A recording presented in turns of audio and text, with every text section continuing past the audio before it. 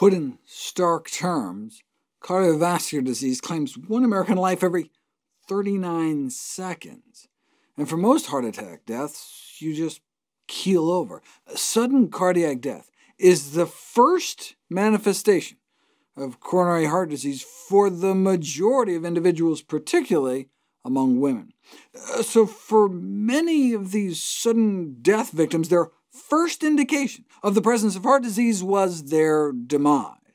They didn't even know they had heart disease. That's why an ounce of prevention is worth way more than a pound of cure, because there is no cure for dead. But that's why the prevention of sudden cardiac death remains such a major public health challenge, because most people don't even know they're at risk.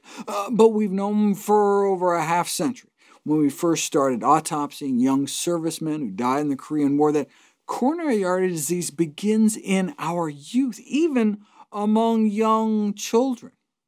So business as usual is simply not going to yield the improvements necessary to radically improve the cardiovascular health of the United States. But the good news is, a low-risk lifestyle, not smoking, exercising regularly, having a prudent diet, and maintaining a healthy weight, may be able to wipe out the vast majority of risk for sudden cardiac death. So the time is now long overdue to start aggressive preventive cardiovascular disease programs in our schools, our homes, our work sites. How about starting in our hospitals? A significant percentage of hospital surveys had fast food restaurants inside them, with Krispy Kreme topping the list. Brilliant marketing, given that families surveyed in hospitals with McDonald's were twice as likely to think McDonald's was healthy. After all, they led it in a hospital. But what about food served in hospital cafeterias themselves? Are they much better? 384 entrees were analyzed at 14 children's hospitals in California, and only 7% could be classified as healthy. And just in case someone accidentally picked the rare healthy option, 81% of eating venues in children's hospitals made sure to have junky impulse buys like ice cream, cookies, and candy near the checkout register. And 38% had signs that explicitly encouraged unhealthy eating. Why would they do that? If you ask hospital cafeteria managers that exact question, why they don't tend to follow nutrition standards, why nutrition is not a top priority, it's the same answer why unhealthy food is sold anywhere else. The pressure to generate profit.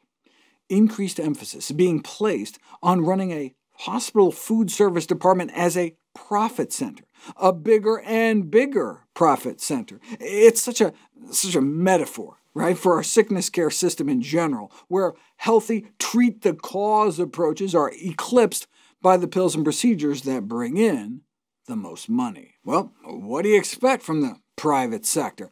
But public hospitals don't seem much better. A 2019 analysis of veterans hospitals found that all VA hospitals contain vending machines providing a majority of soda, candy, and junk foods that directly conflict with our government's own healthy food choice recommendations, such that, ironically, hospital visits could theoretically promote worse health. This raises the question why any soda or candy machines are available at our VA hospitals. Are we trading the health of our veterans for profits? Maybe it's time to ban junk food on hospital premises.